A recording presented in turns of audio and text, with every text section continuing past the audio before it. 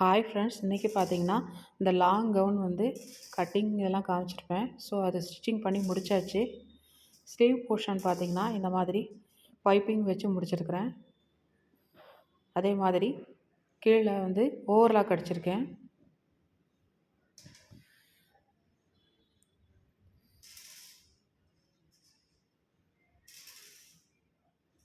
அப்புறம் neck design பாருங்கள். இந்த மாதிரி கோல்டன் கலர் லேஸ் வச்சு இந்த நெக்கை வந்து ஃபினிஷ் பண்ணியிருக்கேன்.